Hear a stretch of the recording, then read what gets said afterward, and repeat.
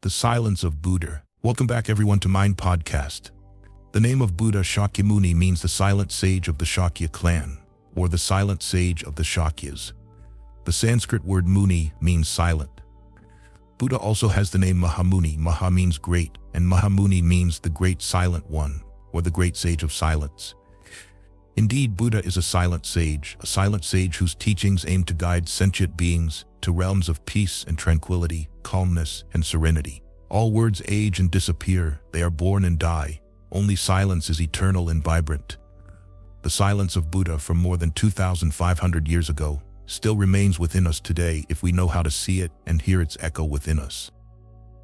This silence is evidenced by Buddha's way of living, manifesting in every action of Buddha and pervading Buddha's teachings. This silence is as vast as space and as infinite as time. Let us try to understand a portion of the great meaning of that silence through Buddha's Dharma, for perhaps that boundless silence itself is liberation. Silence before questions. Some questions were posed to Buddha, but he did not answer because they were misguided and pointless questions. Clinging to such questions with mere logical arguments will lead to the traps of conventional, formulaic, and dualistic understanding. These traps lead to endless debates and continuous confusion, diverting one from the path of practice. Many teachers who lived during Buddha's time, that is the 6th century BCE, advocated various metaphysical philosophies, but Buddha shielded his disciples from these traps, not by prohibition, argument, or explanation, but by silence. There are a total of 14 such questions that Buddha did not answer. 1. Is the universe eternal? 2. Is the universe not eternal? 3. Is the universe both eternal and not eternal? 4. Is the universe neither eternal nor not eternal? 5. Is the universe finite? 6. Is the universe infinite? 7. Is the universe both finite and infinite? 8. Is the universe neither finite nor infinite? 9. Are the soul and the body identical? 10. Are the soul and the body different? 11. Does a liberated being exist after death? 12. Does a liberated being not exist after death? 13. Does a liberated being both exist and not exist after death? 14. Does a liberated being neither exist nor not exist after death? These questions are recorded in the Kula Malunkya Sutta, which presents the unanswered questions posed by a disciple named Malunkya to Buddha. Buddha did not answer these questions directly, but redirected Malunkya concerns to more practical matters. The sufferings that are present and the turmoil disturbing Malunkya mind. O Malunkya, whether the universe is finite or infinite, what should be understood first is that there is birth, there is aging, there is death, there is sorrow, there is lamentation, there is pain, there is grief, and there is despair. As for me, I only teach you the cessation of these in this world, in this very life. Therefore, O Malunkya, hold in mind what I have taught, as I have taught, and what I have not taught, as I have not taught. Excerpt from Kula Malunkya Sutta, translated by Mohan Wujaratna. Scriptures recount a story. A man was struck by a poisoned arrow, but instead of removing the arrow and bandaging the wound, he questioned who shot the arrow, what the bowstring was made of, and how the poison was concocted. If he continued questioning, he would die before receiving answers to his inquiries. Buddha is not a religious leader imposing dogmas, nor a philosopher or scientist providing explanations about the universe or metaphysical arguments. Buddha is a spiritual teacher, guiding us to see the nature of our existence, and also a healer, helping us overcome suffering to find true and lasting peace. The Kula Malunkya Sutta emphasizes the futility of metaphysical and purely logical debates. Knowledge of these things does not aid progress on the path because it is of no use for peace and enlightenment.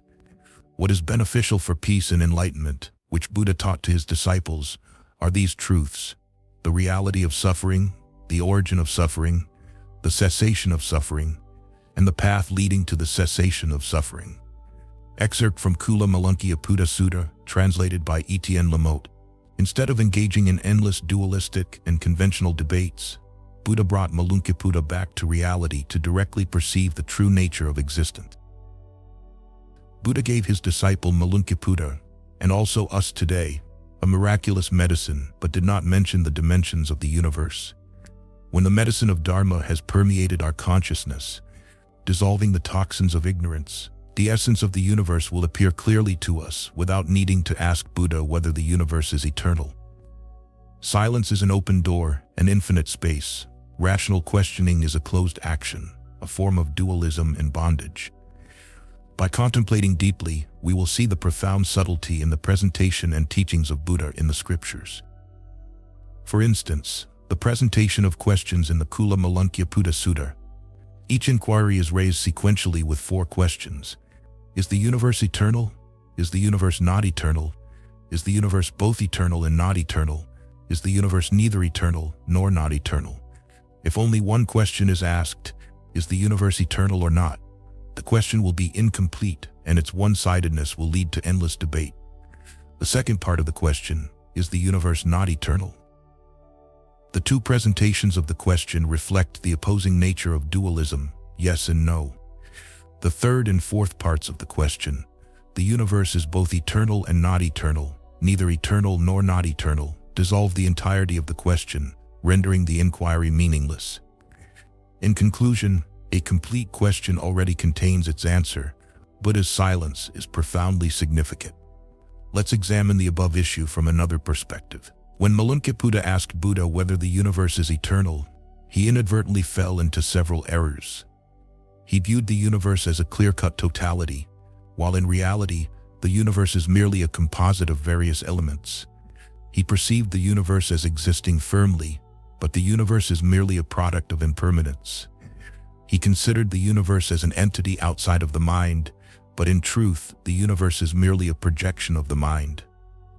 These crude errors show that Malankya's question was fundamentally flawed. However, as previously mentioned, the third and fourth parts of the question concerning whether the universe is both eternal and not eternal indirectly dissolve the dualities of existence and non-existence, addressing the misuse of dualistic language. Malankya's question may appear logical, but it is actually meaningless. Meaningless because it relies on conventional, formulaic, and oppositional expression.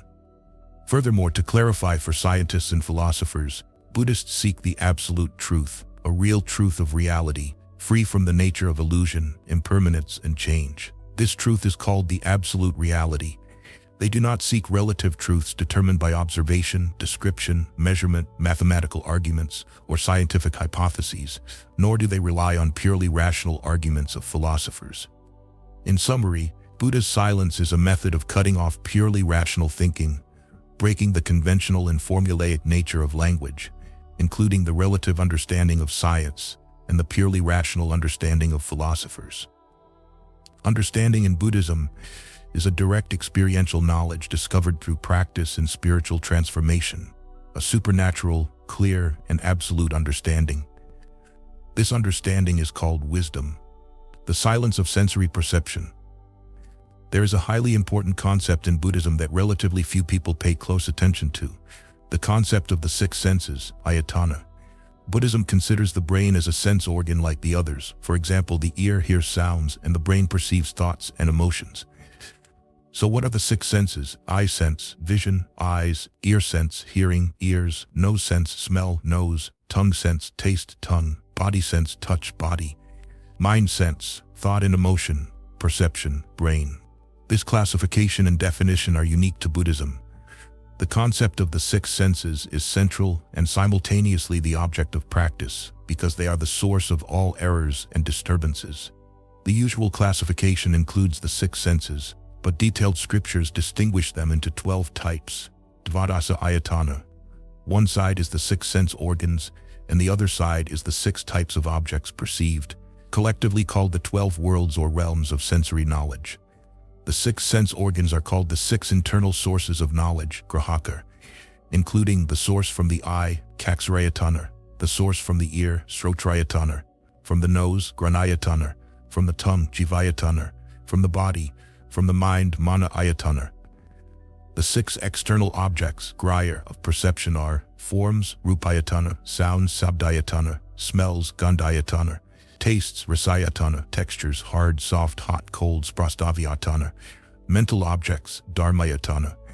They are called sources because they generate the dualistic distinction of subject-object, grahya-grahaka, and act as intermediaries between the internal subject and the external object. However, from another perspective, the scriptures classify the 6 internal sources and the 6 external sources into 3 groups. The first group includes 5 internal sources: eye, ear, nose, tongue, body. The second group includes 5 external sources: forms visible by the eye, sounds, smells, tastes, tactile objects, recognizable by touch. The third group is the source of internal consciousness and the source of its objects, mental phenomena. The operation of the brain and mental objects has quite special and complex characteristics, so the scriptures classify them into a separate group, as in the classification above. Mental objects are often misunderstood as the self, the ego, the I, Atman. The brain's activities are nourished by the sources of the first and second groups: eye, ear, nose, tongue, forms, sounds, smells, tastes. This lengthy explanation may seem off-topic, but it is not, because the 12 sources of perception are the 12 sources of pollution, meaning the noises, the disturbances that disrupt the mind, losing its silence. Understanding the operation of the 6 senses will make it easier to grasp the meaning of silence in Buddha's Dharma. Let's take the example of the ear sense and sound. Sound is the object of the ear. The ear perceives sound. The signal from the ear triggered by sound is transmitted to the brain. The brain perceives these signals and recognizes or understands it as sound.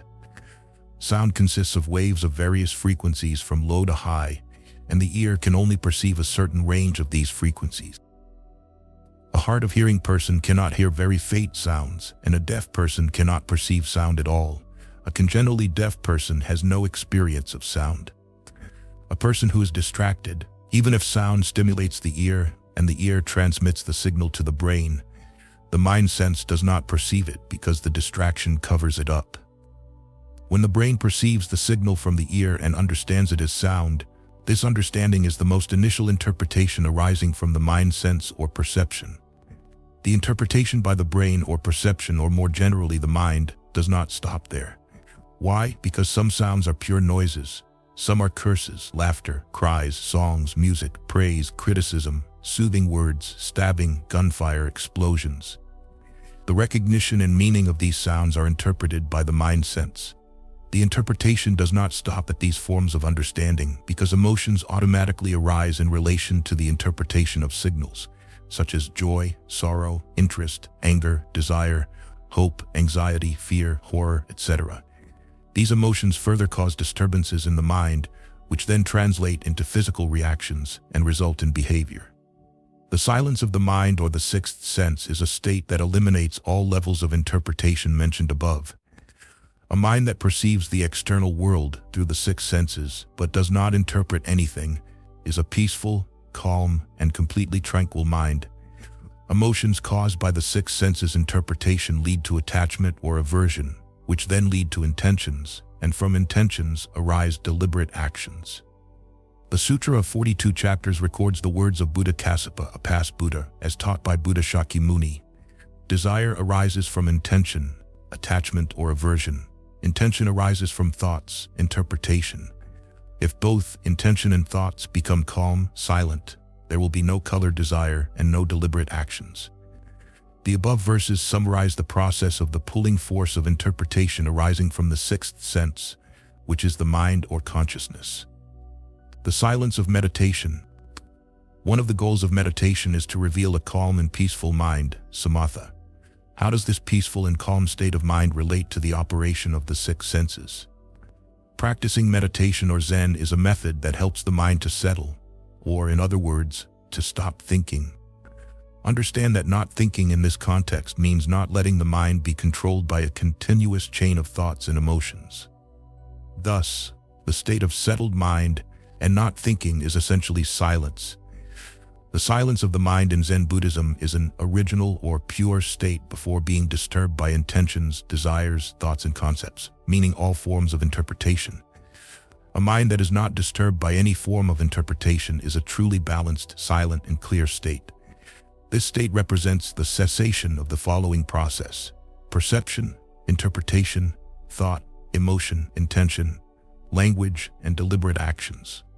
The silence of an undisturbed mind can be achieved through the sitting meditation posture and various other practices depending on the school. Sitting still, with only the movement of the breath remaining, helps the mind to settle. Let's take a practical example. You're sitting still in meditation, observing the operation of the mind, trying to follow and calm all thoughts and emotions. But suddenly, someone outside the door or in the next room starts whispering, speaking ill, or making unkind remarks about you. You focus on listening, your face may flush with anger, and you might stand up to confront or argue. Or while sitting in meditation, you hear two neighbors arguing in front of your house. Their argument escalating, using vulgar language, seemingly about to fight. Although this has nothing to do with you, you might stand up to go see. All these reactions, these deliberate actions, are due to interpretation. Sound waves from the external source stimulate the internal source, which is the ear sense, sending signals to the brain. The brain receives these signals, compares them with memory, knowledge and dualistic experience, formulaic and conventional understanding accumulated earlier, and interprets them as speech or arguments. The interpretation is pushed further. The speech is an insult to you. The argument suggests an impending conflict.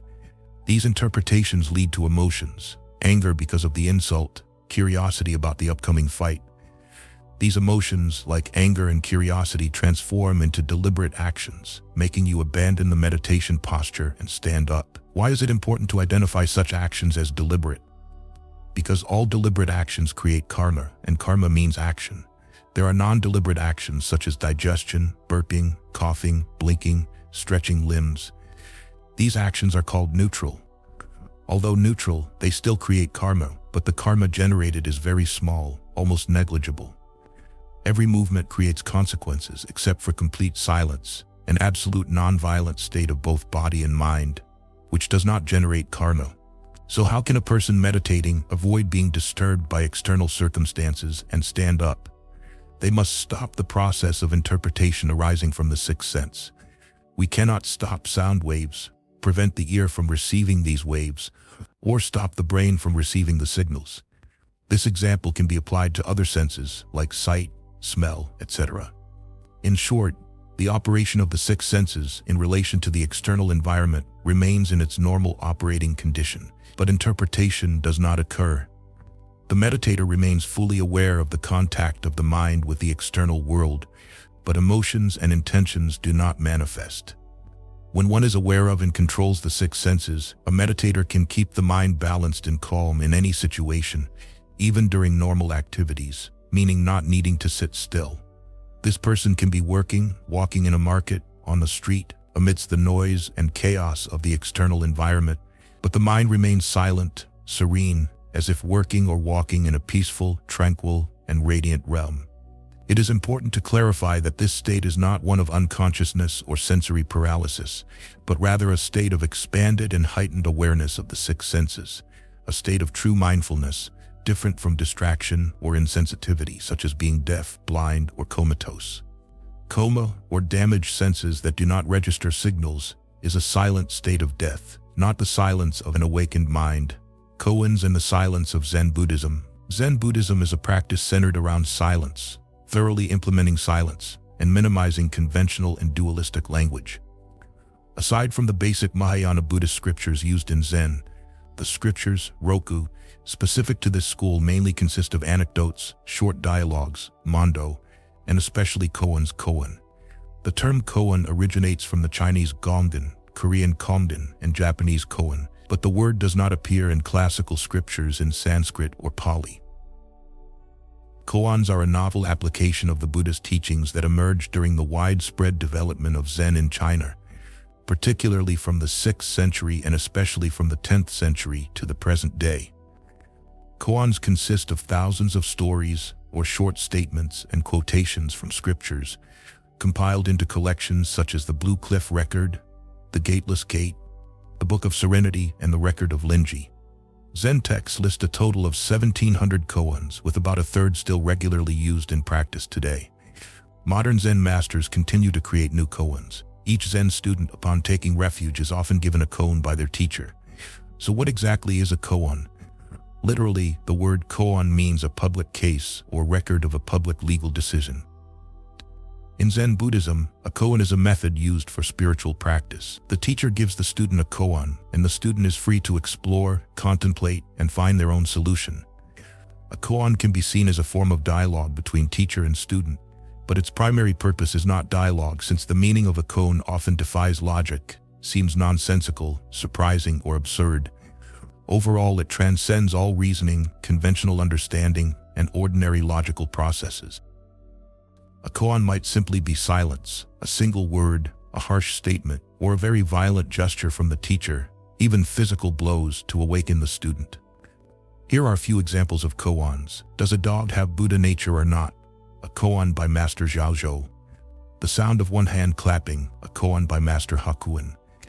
What was your original face before you were born? A koan by the sixth patriarch Huineng. What is Buddha?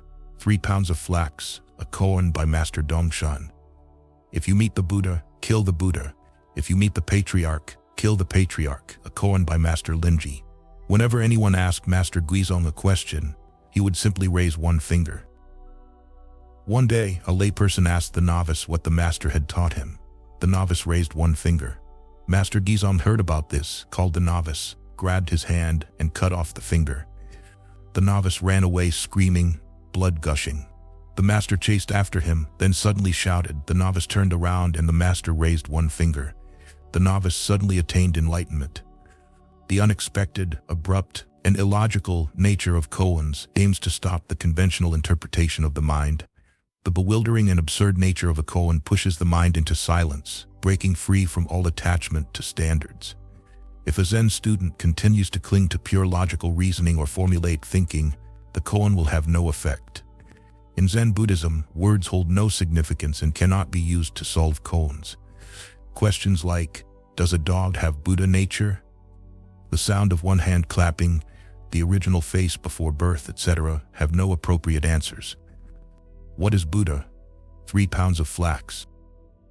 The surprising and illogical nature of the question and answer cuts off all rational responses and pre-existing logical expectations in the mind. Such questioning and answering is a verbal trick to help the mind discard all reasoning and return to peace, the original essence of the mind. Master Linji's statement, if you meet the Buddha, kill the Buddha. If you meet the patriarch, kill the patriarch, in the gateless gate, is a type of koan that shocks the Zen student into letting go of all attachments, even to the Buddha or the Dharma. Master Guizhong's raised finger as an answer implies abandoning all notions and logical arguments, transcending the meaningless nature of words, bringing the questioner back to silence. However, the finger is still an expression, a basis for attachment. The novice, having lost his finger, had nothing to cling to. When he turned back and saw his master holding a knife and shouting, raising a finger, he suddenly realized the futility and emptiness of all logical reasoning and conventional interpretations, just like his severed finger. This novice later became a famous Zen master. Let's return to the example of a person meditating in the previous section, related to the concept of stopping conventional, dualistic, and logical thinking, preventing the sixth sense, mind, from interpreting. If the concept of stopping all thought seems theoretical, the use of koans is certainly a practical method that helps the sixth sense not interpret, bringing the mind back to a pure, peaceful, and calm state. The meditator in the previous example, even if not disturbed by external turmoil, such as hearing someone speak ill of them or hearing two neighbors quarrel, creating emotional turmoil that makes them stand up, could still react in two different ways.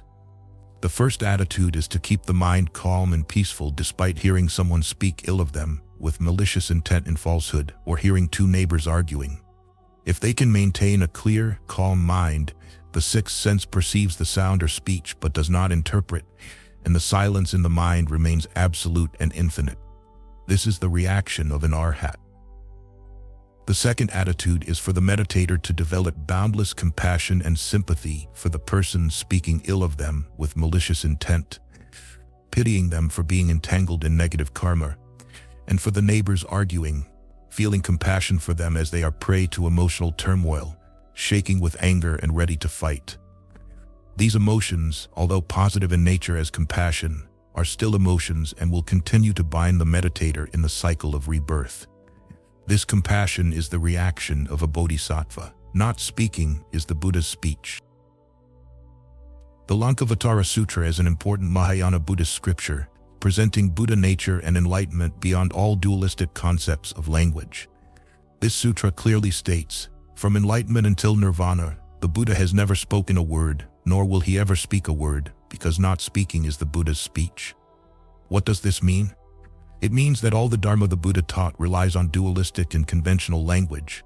The ultimate nature of reality cannot be spoken or described in words. The world of samsara or nirvana are just names, a formulaic expression containing no absolute value.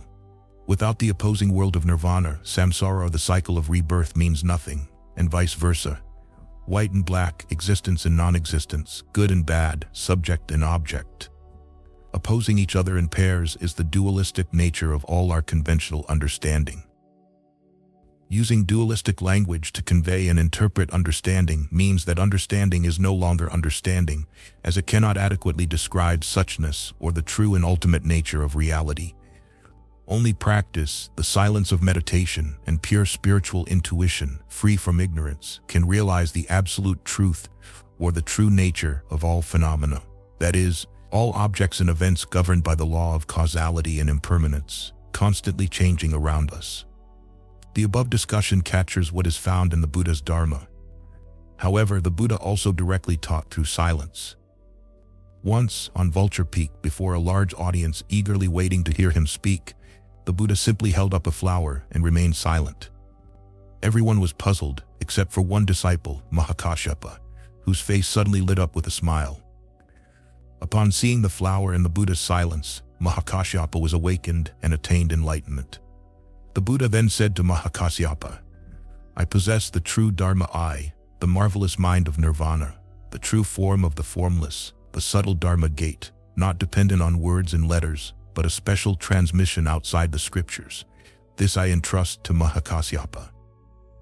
This incident is known as Niyam Hua Vitio, the flower sermon, illustrating the transmission of Dharma beyond conventional language, directly from mind to mind, Ditum Trintum. It also shows that nirvana is a concept in Buddhism that is expressed and defined differently depending on the context. According to the Lankavatara Sutra, translated into Chinese during the Tang Dynasty, nirvana means seeing into the abode of reality, true to its true nature. In Zen Buddhism, seeing into the abode of reality is the state of prajna paramita, transcendent wisdom. This wisdom was directly received by Avalokiteshvara from the silence of the Buddha in meditation and taught to Sariputra in the Heart Sutra. In previous sections, we see that the absolute truth of all phenomena, the ultimate nature of reality, can only be perceived through practice, silence, and spiritual intuition. However, the above story adds another dimension.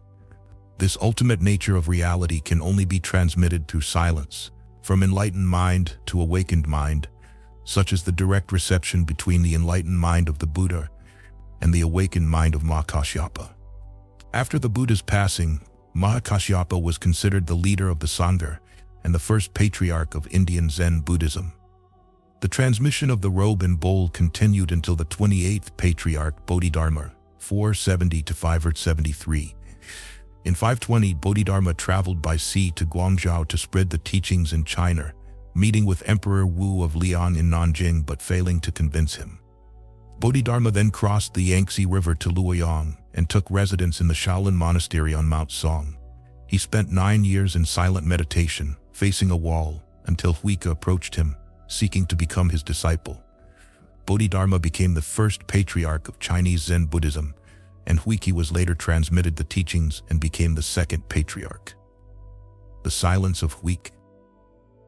During his time spreading the Dharma in China, Bodhidharma once called his disciples to test their understanding before returning to India. Each disciple stood up and presented their understanding of the Dharma, and each time Bodhidharma commented that they had grasped a part of his teaching, such as the skin, the flesh, or the bones. When it was Huike's turn, he simply bowed and remained silent. Bodhidharma then said, "You have attained the marrow of my teaching." Indeed, the Dharma or enlightenment cannot be explained in words. Words in the Dharma are merely a way to adapt to each individual's inclinations, nature, abilities, and understanding, indirectly expressing something deeper, an aspect of reality, to help individuals avoid confusion, density, and ignorance. The state of transcending all preconceived notions and established patterns is the state of not being confined to any predetermined form, free from the constraints and manipulations of pure reasoning and logical argumentation.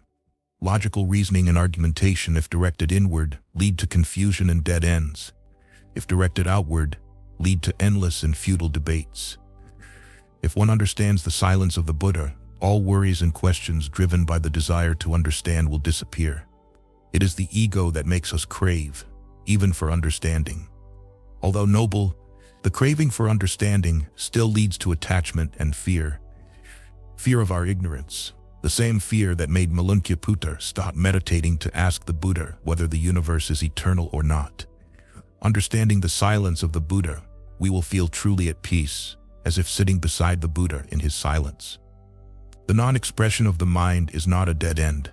Silence is not a barrier, but a door opening to another world, a world of non-duality, without opposition, without subject and object.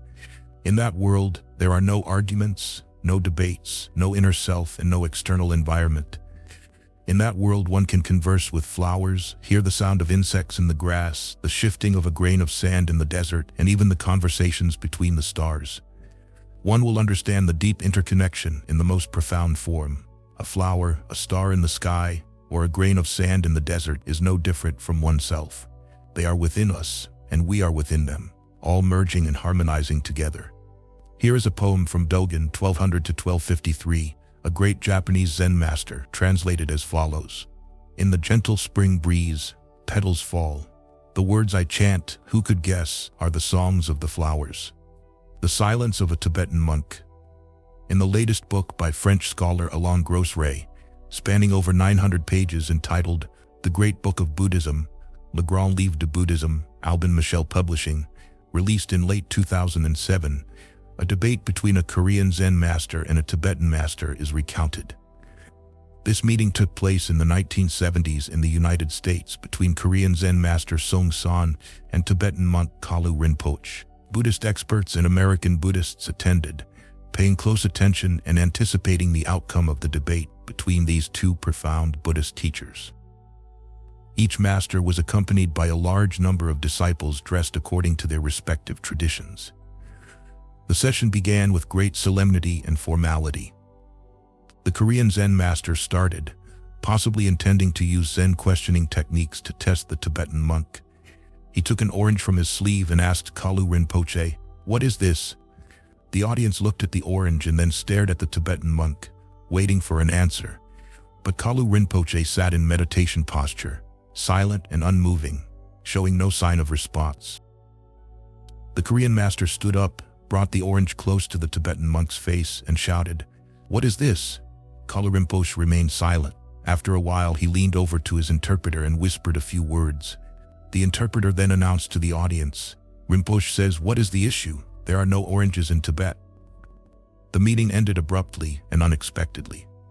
Alain Grossray recounts this story to conclude a section on Zen koans. Indeed, the story is worthy of being considered a profound koan. However, we can explore several aspects of this story. The debate, though brief, was deeply meaningful and rich. Zen and Tantric Buddhism are two completely different schools developed in different geographic locations, but both converge at the ultimate level of Dharma. The story reflects the flower sermon incident, but is much noisier. When Zen master Song San presented the orange and asked, everyone understood it was an orange because it was a conventional understanding. Although they waited for an answer, they already knew it was an orange. They anticipated something more interesting, but Kalu Rinpoche did not respond. If he had said orange, the debate would continue. If he said lemon, an argument would ensue. Instead, Kalu Rinpoche stated there are no oranges in Tibet, implying the orange is merely a conventional understanding, not absolute, not worth answering. A Tibetan who lives in the Himalayas has no idea what an orange is, so where is the truth? The second intention was to answer indirectly, unrelated to the question, which is a method to stop logical reasoning and the mind's articulation. He used Zen techniques to answer a Zen master's question: the silence of the Tathagata and the noise of the secular world. The three bodies of the Buddha are the abode of silence, an immense quietude. The Buddha achieved upon enlightenment and passed on to us. But can we see that silence?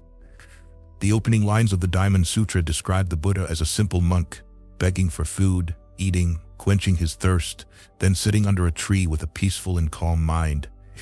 Indeed, the Buddha walked barefoot, had only 2 robes patched from scraps of cloth, and a bowl for alms. This simplicity and quietude, the Buddha paid a high price to achieve, the price of enlightenment. It is not difficult to see the stark contrast between the 2 phases of the Buddha's existence, before and after enlightenment. Before enlightenment, his life was noisy and luxurious in the palace, followed by a life of asceticism full of endurance, with a mind constantly agitated by the suffering of sentient beings and the thick veil of ignorance covering the world. The second phase is the period of peace and quiet after the Buddha's enlightenment, having seen the true nature of reality, the empty and silent nature of all phenomena. For 49 years after enlightenment, the Buddha taught us the path to liberation from worldly suffering, a path leading from turmoil to joy, from noise to silence. The Buddha also set an example with his life, transitioning from the noise of the palace to the simple and peaceful life of a mendicant monk. This silent way of life reflects the true nature. Silence is nirvana, and nirvana is silence. When he was old, on his journey of teaching the Dharma, the Buddha stopped in a quiet forest, folded his robe into 4 to use as a pillow, and lay down between 2 sala trees. He lay on his side with one leg resting on the other. Some of us call ourselves Buddhists, but we always go against the Buddha's path, moving from simplicity to complexity, from poverty to wealth, from hardship to luxury, from silence to noise, whether in reality or just in dreams and illusions. We crave noise. Noise at birth, in every life event, and even in death. Even after death, we still strive for pride with drums, flowers, incense, morning cries, eulogies, and prayers for the dead. We always go in the opposite direction of the Buddha, looking forward to the illusion of a nirvana behind us. In chapter 5 of the Diamond Sutra, the Buddha asks his disciple Subhuti whether the Tathagata can be recognized by his 32 major and 80 minor auspicious marks. Subhuti answers no. The Buddha continues, Subhuti, it is as you say, all appearances are deceptive. If you see all appearances as non-appearances, then you see the Tathagata. The true Tathagata is empty, void, and silent. We, without any auspicious marks, constantly strive to add every possible mark to our meaningless names given by our parents, titles, degrees, medals, responsibilities. These marks first nourish and reinforce our ego, then deceive and exploit other simple beings. Through Dharma, the Buddha opens a world of peace, calm, and happiness for us. Instead of entering, we step out. We do not see the door to that world, being attracted by the opposing noisy and turbulent world that dazzles us. In the famous collection of koans titled Gateless Gate, Wumen Quan, by Zen Master Wumen Huikai, 1183–1260, it is written, "The great way is gateless, with thousands of paths. Once you pass through this gate, you walk freely in the universe. But our step is a backward step. From the clear nature of Buddha nature, we step into the ignorance and turmoil of the mind. From the peace and joy of life, we step into the world of schemes and calculations." When looking at the Buddha statue, we do not recognize the depth and silence on the Buddha's face. We only hear the noisy bells and chanting for peace, paying attention to whether our names are read correctly on the prayer list. In conclusion, words are the source of disputes. Noise is the source of distraction and confusion, while silence brings peace and happiness. Words are limited and narrow, but silence is infinite, transcending the dimensions of time and space. Silence is the essence of the Dharma and Nirvana, manifesting from the absolute non-violence of body and mind. This state is serene, joyful, peaceful, simple, and non-dual, expressing absolute freedom. Let us return to the story of the flower sermon for a final conclusion. When the Buddha held up a flower, he remained the Buddha, the tranquil one. The flower was still just a flower, neither beautiful nor ugly, silent as a flower. Mahakasyapa was still a disciple of the Buddha, his smile appearing and fading away in silence. Between the Buddha's enlightenment, the silence of a flower, and the awakened mind of Mahakashapa, there was no object or subject, no Buddha, no disciple, no flower, no teacher, no teaching, no listener. All was one, only the crowd was restless, bewildered, and waiting.